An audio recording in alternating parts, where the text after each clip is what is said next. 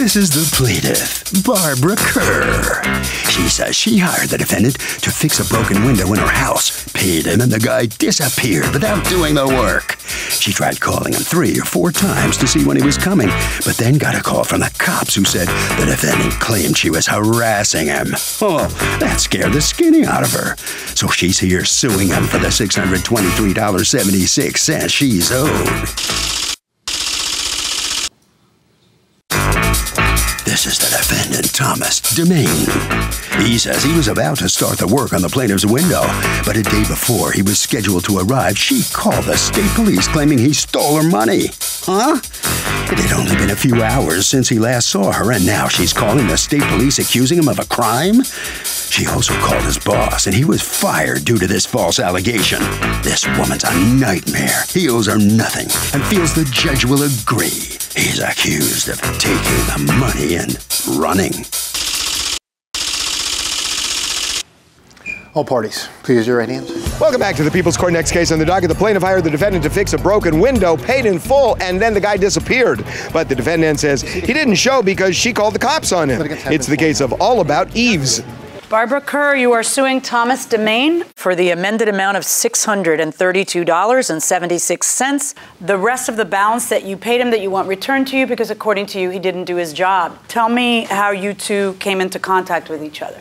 Well, I was a manager of an apartment building with 4 buildings, and he sent me an email looking for an apartment, and I said, where do you work? And he said, I sell windows. And I said, well, you know, I need a new window. So he tells you, according to your complaint, he tells you that to replace the window will be $1,500?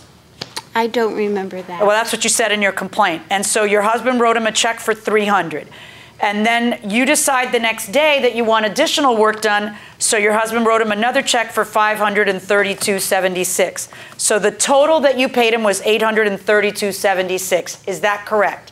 He came to do the work on that day. Okay, I'm going to ask your husband. Is that correct, sir? Yes, it is. Okay, and because you're the one who paid the checks. Yes. Okay. All right. So he's supposed to come back that same day, right? It's a Sunday or something? He was to do the work that day. Okay.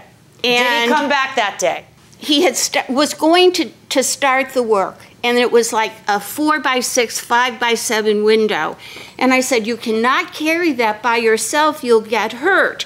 Yes, I can. And I said, no. And he said, I have a helper who will help me. I need you to stay at the podium. Go ahead. Who will help me, but he charges an extra $100 a day. I said, that is all right. I'll pay the extra $100. I want you to be safe. He came back with his father. I did not know that was his father. Okay, he did not introduce him to set. Can you just say yes or no? Did he do the work? No, he did not. All right, and then when? Okay, but if he didn't do it that day, did he do it the next day, or did he make an excuse? He said he was coming back. If I would give him another check, he would replace all the rotted wood, and his helper would come with him. And he was a very religious work. They would come right after church and do it all on Sunday. Did he come back? No, they did not. Okay, and so now we're on Monday. What happens on Monday? Well, I don't know, because Sunday I went to his father's house, and his father said he could not get a hold of him. I don't know where he is. So when do you go to the police? That Sunday I called the officer. Okay, sir, can I ask you this question? I'm wondering, why was it so precipitous to go to the police on the day a contractor doesn't show up is unusual. So wait a minute, hold on one second. So I kind of want to know, why did that happen? Why did you guys get so nervous that he wasn't going to do the job? I don't think it was that quick. It was, as soon as we decided he wasn't coming back, that's when we went to the police. But it was the same day. No, it wasn't the same day. You called the police, right? So the police report will tell us. He was to do the job on Saturday, and they came and said, I know, but 2 days is very quick. If I would give them more money, they would do.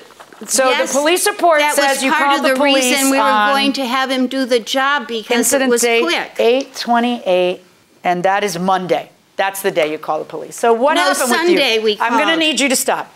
Now I'm going to ask you what happened here. I came out and looked. She wanted one little storm window replaced and some rotted wood around that one window. So I gave her a price for that. I called over to the glass company. Okay. Did you order the glass, yes or I did. no? May I see proof of that? I have nothing left. Well, then Yes. we have a problem, don't Yep. we? Because it's Sunday, so I don't know how Yep. you order the glass on Sunday. But okay, actually it's Saturday. It's Saturday, so maybe you could order the glass, but I'd kind of expect to see the order, and you have no proof of having ordered it. Then you say, you come in to do the work, and she's worried about you holding that glass alone and insists that she'll pay extra so that you can be safe. Did that happen? No, it's when I went there with the material, most of the material except for the glass, I told her it was going to take a week for it to come in. The glass? Yes. But you never Wait, ordered no, the no, glass. no, ma'am. You can't just shout out when you want. Look, you are lovely, but I cannot have you just shouting out whenever you I want. apologize. It's okay. So but try he to never no, ordered the glass. No, not I apologize, comma, let me shout out. Just don't shout out. So would you ever pay a contractor up front in full? No, never. You have to make sure they're going to do the job right. And why would they not do the job right if they get paid up front? Well, I don't know. You know, some people are just crooks. What do you say? Yeah, if they just take all the money, they might just not do a good job. That's the credo to live by going inside the courtroom. So I came there with the brick molding and the paint and everything to go ahead and clean up the outside because the outside is just a storm window. That's all she wanted to replace was just a piece of glass. So I went there with my father to do the work. Wait, what work are you going to do if you don't have the glass? The glass is just a storm window. She wanted the wood around it replaced, and you can't put the glass on until the wood's replaced. Yeah, but how are you going to do that if you don't have the new glass to put in? How are you going to replace the wood? You can? You can replace the wood, but you can't put the new glass on Okay, so until did all you the wood. replace the wood, yes or no? She told me not to do the job that day. And Why did she say don't do the job? You don't have enough guys with you. I want you to at least have 2 guys with you. So I says, okay. So she goes, okay, well, what day would be best for you? I said, well, it'll take me a couple of days to get the material together. Do you have a written contract? Just the only copy they have because after they actually contacted my employer, they got me fired and I got evicted from my house. Well, you got fired for doing side jobs. Well, I'm an independent / subcontractor. Then why'd you get fired? She actually sent the state police to my company. Oh, I Okay, did. but that doesn't get you fired. I'm sure your boss looked at the circumstances. There's something you did wrong, and normally they don't want you taking side jobs from them. They want you referring the job to them.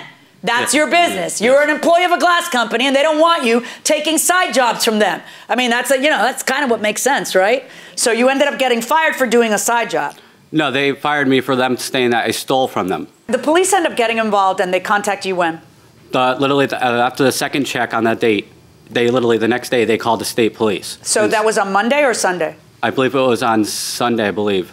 Okay, and then what happens? Like I said, I was out trying to get the material, and Why that's when the didn't state you police. go on that Sunday like you said you would? I told her I was getting the material on Sunday, and I'd be out there on Monday. And literally, like I said, right after I got the check, I cashed that next morning. I went to go get the material, and the next thing I know, I got state police telling me I stole Okay, from now them. you ended up telling the state police, whoa. I literally spoke to her yesterday. Yes, I literally But you did. told the state police you'd pay her back. And then you started to pay her back. Yes, I told the state police that, look, I says, if this is how it's going to be, I do not want any part of the job. I started making a... And you paid her, how much did you pay her? I paid her $300 one time and then another $200. Can you prove that? No, I cannot. Like I said, everything, I lost everything. Dude, I'm Yes, serious. I know. Okay, you know? I like lost if everything. you can't prove that cash doesn't leave one hand Yep. without a receipt going into the other. Yep. According to her, you only paid back $200. If you paid back $500, I'm gonna need some proof of that. Yep. And you have zero. Like I said, I understand that. I lost everything I owned because of her cause. What does that have to do with having a receipt when you pay $300? You could grab the nearest crayon and the nearest roll of toilet paper and write a receipt and make sure you have proof that Everything I had was in an apartment that I got evicted from, and I did not have access before to. getting evicted, you go like this and you take everything. You don't have to get thrown out by marshals, dragged out. You could move stuff out. You know, everything's not someone else's fault. Everything isn't someone else's fault. You know, you got caught doing a side job, you got fired for that. You knew that risk when you decided to take a side job. Wow. There are times in life where promising to pay someone back, you don't have to abide by, and there are times when you do. And, you know, she ended up dropping everything else because you said you'd pay her back. And that's what you told the police so that you wouldn't get prosecuted. And then what happens is you pay her $200 and then you either you pay her another $3 and then you stop, but you don't allege that you paid her the whole thing. Why did you stop paying? She started, like I said, she started going to my parents' house, and she's also contacted my underage niece at the bus stop demanding money from my father and my niece. Are you That's the father? not true. Yes. Oh my gosh. You know This what? mission Pay the lady business. the rest of the money. I understand that this is unusual. It really is unusual. But I'm going to ask you I'm going to order you, not ask you, to just pay the remaining money that's outstanding because you can't avoid prosecution based on that and have her drop everything and then, you know, turn around and say, I don't like how you've conducted yourself, so now I'm going to go back on that and I'm not going to pay it. I am with you that it was very unusual to call the police on the day or the day after you didn't show up. I think it's ridiculous, okay? But once everything gets involved and you say you're going to do something to the police, and that's why you don't get prosecuted, you don't get to have it both ways. Pay the money back, $632.46, verdict for the plaintiff. What's that? So the plaintiff is going to get her money back. I can't believe you'd be surprised at the judge's decision, are you? No, I'm not surprised. You do owe the money. You got to get it back. Yeah, like I said, I know my lesson not to take jobs from certain people. Yeah, but then also when you make an agreement you're going to do something, follow it up, right? Yeah. Yep. Okay, you must sign a few documents in the back. Now here comes Ms. Kerr. If you'll step over here, ma'am. You're obviously not a lady to be messed around with, are you? I hope that I'm a kind person. That's all I can say. Not very patient, though, right? But that's probably not a plus, but he makes up for it. He's very patient. Okay. Well, you get the money back, okay? Thank you very much. You must sign a few documents, and the door is that way. Okay? Thank you so much for your time. You're welcome. Bye. Thanks again. You're very welcome. Harvey? There's no magic number, but it is clear, do not ever pay fully up front. Usually you pay 50% before the job begins and withhold the other 50 until the job is complete.